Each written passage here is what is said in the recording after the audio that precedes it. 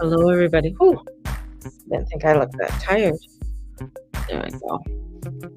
I look frazzled today. Didn't mean to look frazzled. I don't want to look frazzled, but I look a little bit frazzled. Welcome. We have quite a bit, again, another day, another dollar. What are we going for? Um, we have the Black Friday special coming on this week. It ends on Friday, and it's 30% off all my readings. So my readings are regular 180. I think that brings it down to about 127. And it's up on my website, Mary June Tracy. So you can go onto the maryjunetracy.com and order your reading from there. So and you can purchase it for a friend. I am putting a limitation on the readings so that I'm giving them 6 months and then to book in within 6 months to get your reading done and stuff. So I have to put a time limit on it because I've had people who, have the readings, and then um, they, get back to me like 2 years from now, and I'm just like, "Oh, okay," and I look it up. And it's one of those things. I mean, yes, I know you purchased it, but it's also really good to the readings are there to be used. So, and help you for your guidance. And in running a business. So, most of the time I do honor it. Like sometimes I do, sometimes I go back and I try and see where, maybe there was a conversation with that person. I've had that before where you had the conversation with the person, you're trying to book them in, and you give them times, and then they ghost you. And then you don't hear from them for another 2 years, and then they want a reading today. And I'm just like, well, I tried to get a hold of you 2 years ago and you didn't reply. And now you're replying to me from the same email and stuff. So, anyways, yeah. So, I mean, definitely, as a business person, you have to look at those types of things as well. You know, when you are doing gifts and things like that. But usually 6 months is pretty good. Most people do utilize them sometimes right away, so that they can get their reading. And especially a reading for 2024 is also a really good one, and get your readings in for 2024 and do your annual reading. And we go through each month, and I pull a card for you for each month and do a reading that way. So that's also a really fabulous way to step into your 2024. And I even get someone to do my readings at times, and just to give me a perspective of what is unfolding for myself for 2024. It's always nice to sort of have a little peek in, have some guidance on where the energies are going to be, uh, where that pathway is going to be leading us through on 2024, because that's really, a lot of what the planets do and how they set up right now is a setup for how things are going to lay out for you for the following year, and how you are going to react to it, and how that um will unfold for you all. Right now, I know there's a lot of there's a lot of intensity with the planetary alignments. I mean, we some people are saying headaches, are getting really severe headaches, inflammation, jaw inflammation. A lot of people are getting weird feelings within their body, a lot of aches and pains.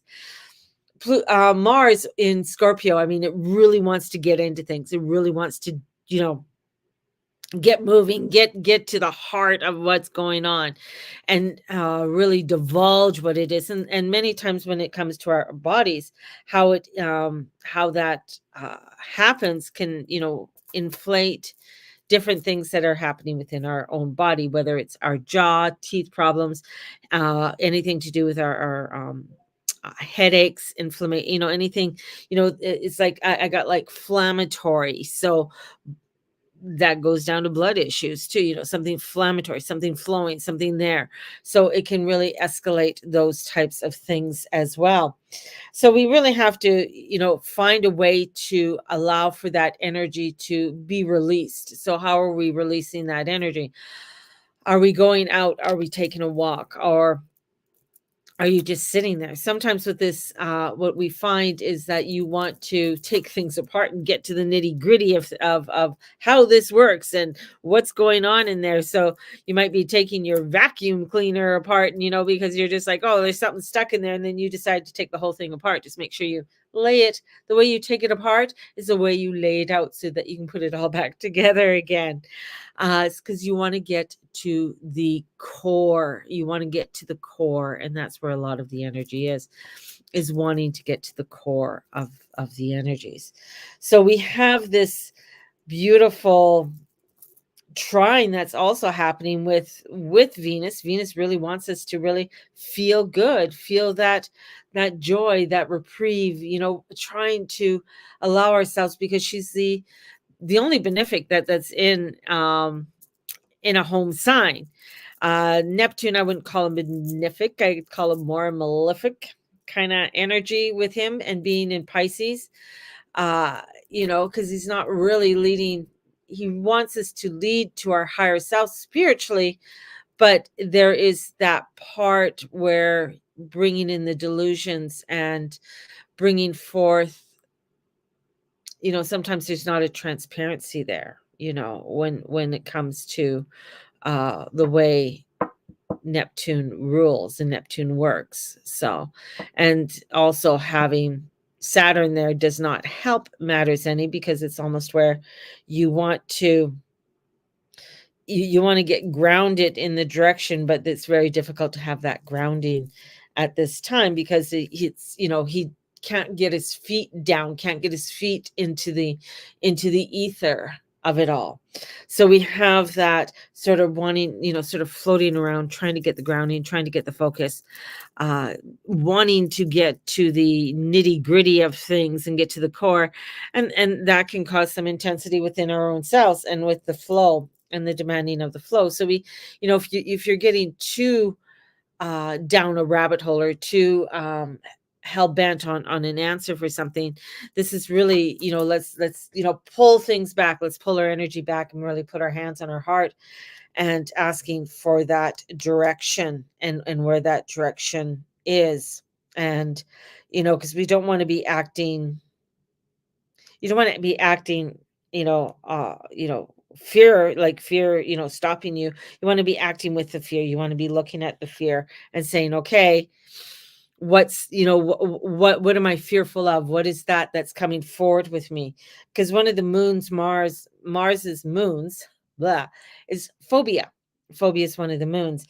And so we can get, into the different phobias, into the different crusties of what's happening, and where, we want to be this energy of the warrior, and a warrior of going forward, of a defender, of really standing our grounds within our own spiritual well-being. And as we are participating on this beautiful earth walk, so couple things, I'm just going to veer off. I was given, I don't know if anybody has seen, it's a Netflix documentary on twin flames. I'm going to watch it to see what it's about. I haven't seen it. I just wanted to know if anybody else has seen that documentary on Netflix.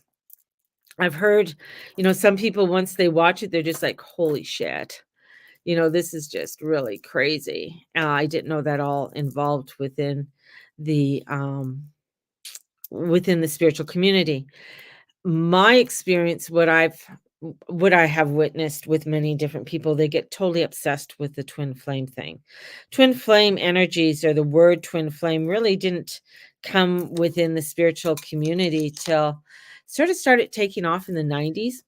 And then it really became sort of trendy into the 2000s, as we entered into the 21st century here. And then took off, I would say, in around 2010, thereabouts, that, "Oh, I gotta find my twin flame, my soulmate, my," you didn't hear that type of talk before. And with that twin flame, and there's many different things about the twin flame. There's somebody who's on the other side, who didn't come and onto this side of onto this earth walk with us, so they're on the other side guiding us. I've never gotten into the twin flame thing. It just doesn't resonate with me. I thought it was kind of weird thinking that there is this one person that's going to come and ignite me and they're going to complete my flame inside. It's more like saying, you will complete me. I I feel like the only completeness that you have is your own completeness and how you complete your own self, not how somebody can help to enhance you. You can have different relationships that are going to enhance and help you to grow, but it's up to you to do what you need to do in the work that you need and take the 100% responsibility upon your own self.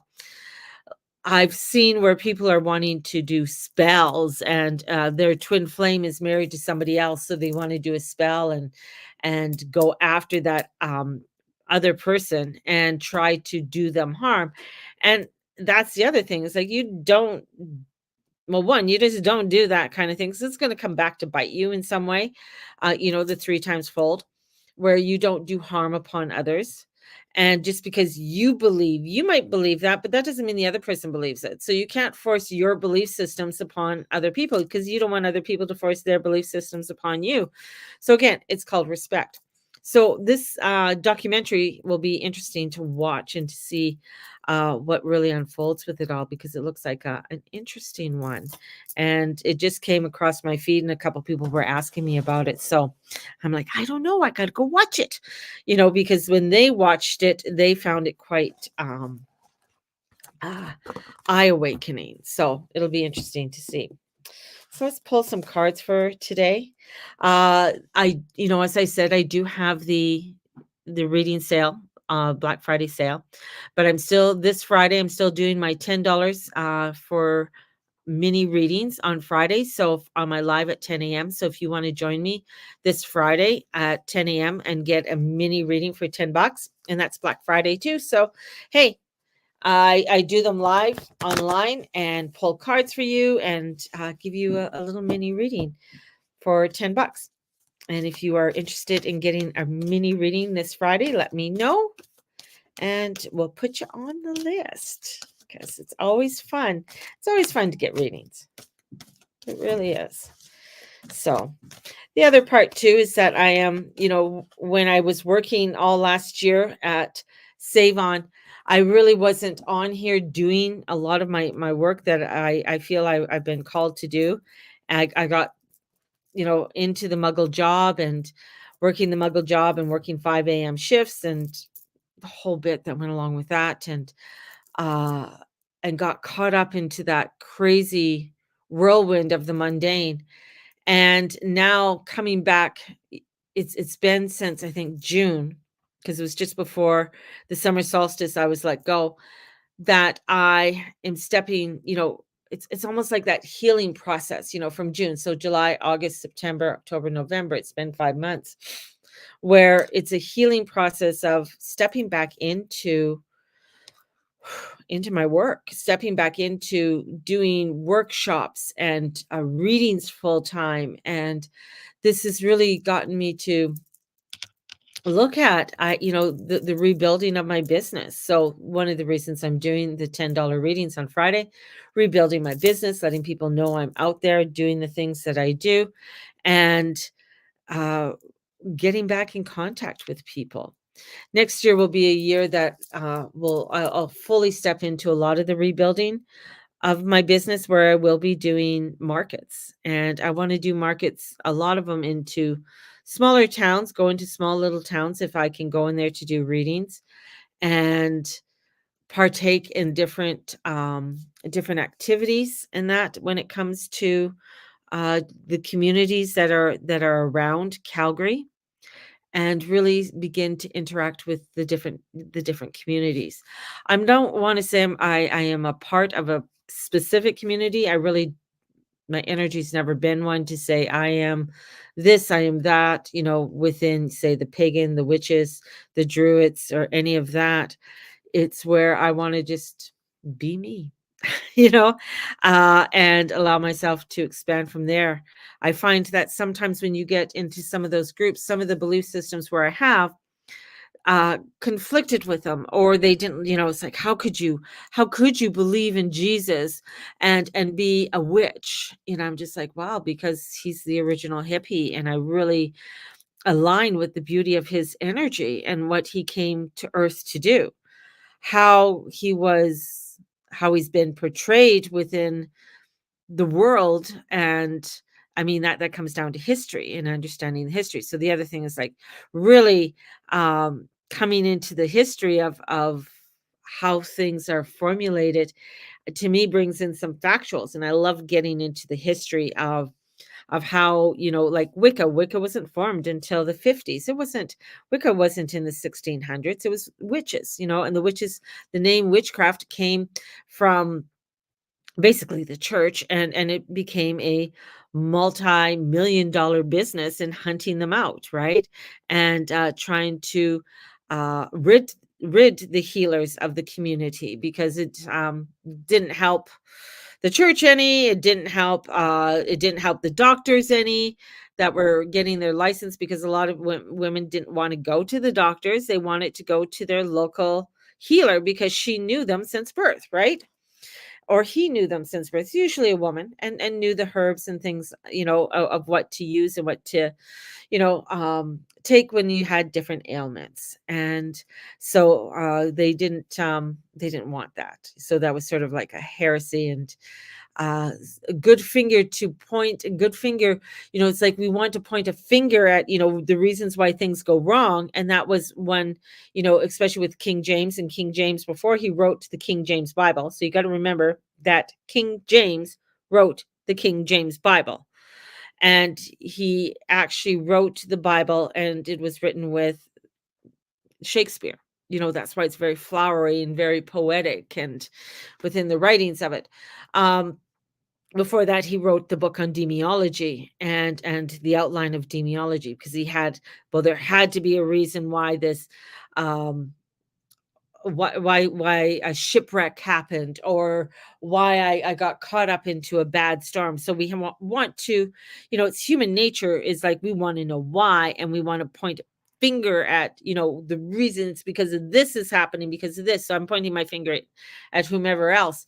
And it was very easy to point the fingers at the witches, at the healers, because they worked in the unknown. They worked with nature. They worked with, they would look at the sky and they knew, okay, it's going to be raining. Well, how did you know it was raining? Well, when certain clouds form, when it's going to rain. It's like, farmers have that intuition and that connection to the land. And so working with the ebb and the flow of the land, working with all of that energies of healing, you know. And same with, we can go all the way. Another little tidbit is that Stonehenge, for thousands of years before, say Christianity, and with Stonehenge, pilgrims would go to Stonehenge to be healed. Stonehenge was known as a healing place as well. They found evidence in that around Stonehenge when they've dug up different spots around Stonehenge, and finding that people came from all over Europe to come to Stonehenge, right? And to have that connection with what those stones were giving off. So power points, having those power energies and finding those power energies is I find very important, on upon our journey. Where do we find our substance for us to do what we are wanting to do? And sometimes things in life will take us off the beaten path, but I feel there's always a reason why there, uh things take us off the beaten path, whether it's a job, or, it could be motherhood. All of a sudden, you're a mom. You're trying to juggle, how your emotions are having a baby, and dealing with a new baby, and what else encompasses that of having a new member of your family coming in. And that at times can really sort of not have you to do what it is that you want to do, because you have a family now. You're raising your kids, you're busy. Now you become a hockey mom, a ballet mom. All of these things can take you on many different paths. And the thing, for many spiritualists, I want to make a spiritual business. I want to have a spiritual business. I want to have that connection. And it could be that within that time of your life, that's not where you are headed. You'll find some beautiful people who that I see who are doing the work that they're doing, and they're not married, or they don't have a relationship, or they don't have any children at this time. And if they do, they have a huge support system that is behind them, and a financial support system that's behind them, in order for them to do what it is that they are wanting to do upon the spiritual journey, whether to make it being a full-time tarot reader, healer, wherever that is being drawn for you. I listen to the Leo King, and he's having he's juggling, keeping what he's doing, his studio, his spiritual studio. It's a struggle, because you want to be there to support your family, your children, his new little girl, and how that really pulls you in different directions, right? Because sometimes you can't be there where you want to be when you are running a spiritual center, or a spiritual platform. It is one of those ones where it's like it can become overtaking and all encompassing, right? So unless you have some kind of real big support, and he is lucky, he does have some support, but I know he's a lot of it all rests on his shoulders, and what he's doing, and the financial cost of what he's doing, which is huge. Um, his whole studio, his computer system, everything that he has created. It costs a fair bit of moolah to do what he's doing, and kudos to him, and continuing on to do what he's doing. So that's the thing, is like, in doing a lot of this work, very few get to the enchilada of making the millions of dollars, say like Doreen Virtue, or Louise Hayes, or Dr. Wayne Dyer. It takes, and a lot of them at that time, Dr. Wayne Dyer, yeah, he had kids, but then he ended up being divorced from his wife. It was a lot for her to undertake with him. Uh, even though they were still good friends until the day he died, but a lot of energy, dealing with that. Same with Louise Hayes. Was later on in life, her children were growing. Before she started Hay House, she was in her late 50s, and getting her book published. And even with Doreen Virtue, a lot of times, with her children, I mean, she had some support system that was around her. Even though I know she says she didn't, but history shows different. Just saying. So this is where, for myself, we're going back to why I'm telling this story, is that in stepping back into my spiritual world and doing this work, it's building up the business. It's building up the rapport with other people and new clients. And, the reasons why I do the $10 Fridays, I'll probably continue them on into Christmas. Why I'm doing the peek into 2024, and having a gathering on December 30th is my peek into 2024, and wanting to build I guess a workshop for the year. And the workshop for the year is having a community to gather once a month, and also gather during the different parts of the Celtic wheel, and do a celebration with the parts of the Celtic wheel. And I find, for me, it's important to build that community. I mean, there's still spaces, lots of spaces, available for people to join me on this journey of shadow to light.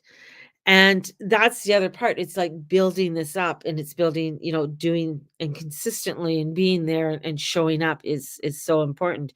And it can be tiring. Like, it can be so tiring and overwhelming, because there's still life that I'm dealing with. There's still things in my personal life right now, and especially what I'm not privy to say what's going on, because it deals with my husband, on things that we have to deal with on this journey. And some of it is, um it is a difficult one, and you have to look at, okay, what are my choices today? Where am I showing up today? And for me, it's showing up here online and giving you the shenanigans of the planets and letting you know a little bit of the 411 of the crazies that are going on in the world. And that, yeah, there is a lot of personal struggles that I have to deal with on a day-to-day basis and in building a business. And this is where I find it extremely difficult because it's like I don't want it to be a hobby, but you want it to be financially successful. And a lot of times within the spiritual community, it's like, well, uh, the finances have to be legit, otherwise you can't keep it going, right? You can't keep the storefront open if you're not making money. It might feel good and it might look good, and some people come in and you chit chat and you have that connection, but if you're not making money at it, you still have rent to pay, you still have to put the lights on, you still have to pay the utilities and the cable and everything else that goes along with it. I mean, those things have to be paid for. Even right down to your transportation, how you're getting to and from to where you're going. Living in Calgary, busing is not an option. I don't know if anybody's lived in Calgary, but Calgary does not have a good busing system. It's like, no, you need a vehicle. It's like LA. You need a vehicle. If you don't have a vehicle, you ain't getting nowhere. Because half the time the bus either doesn't go there or it runs every 2 hours. So, um, or you have to get up like 3 hours early just to get to a place that would have taken you 15 minutes to drive to. This is all part of creating and building the business that I'm doing.